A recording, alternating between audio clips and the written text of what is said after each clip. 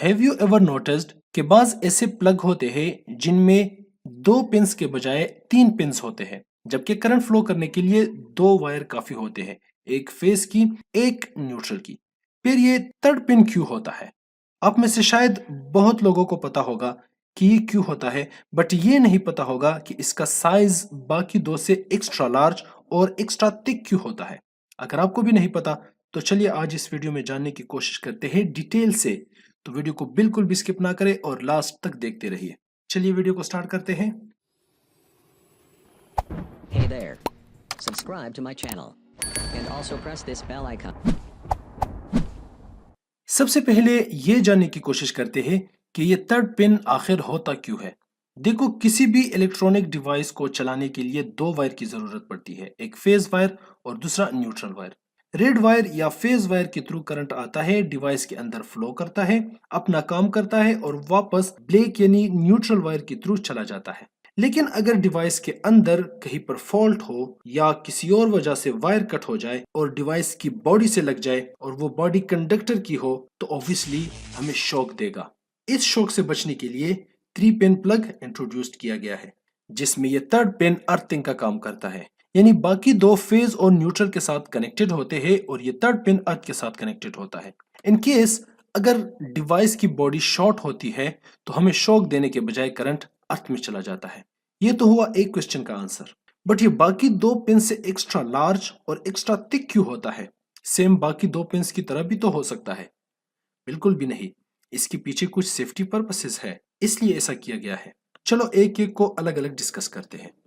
Number first, third pin को extra large बनाने का मकसद ये होता है कि फर्ज करें एक इलेक्ट्रॉनिक डिवाइस है, मान लीजिए वो माइक्रोवेव ओवन है या कोई इस्त्री है। इसके अंदर अगर फेज वायर कहीं कट होकर बॉडी से लग जाए तो ऑब्वियसली हमें शॉक देगा। बट अगर थ्री पिन प्लग को देखें तो अर्थिंग वाला पिन बाकी दो से एक्स्ट्रा लार्ज होता है, तो अगर हम प्लग सॉकेट में लगाना चाहे तो वो न्यूट्रल और फेज से पहले इन कांटेक्ट होता है।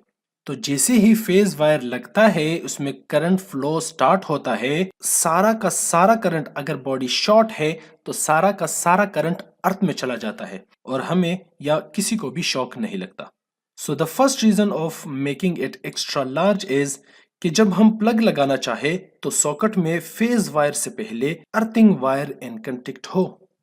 दूसरा रीजन ये है कि अगर ये तीनों पिंस एक जैसे होते और सॉकेट में मौजूद होल्स भी एक जैसे होते, एक साइज के होते, तो बहुत ज्यादा चांसेस होता कि लोग प्लग का अर्थ सॉकेट के फेज में कनेक्ट करते।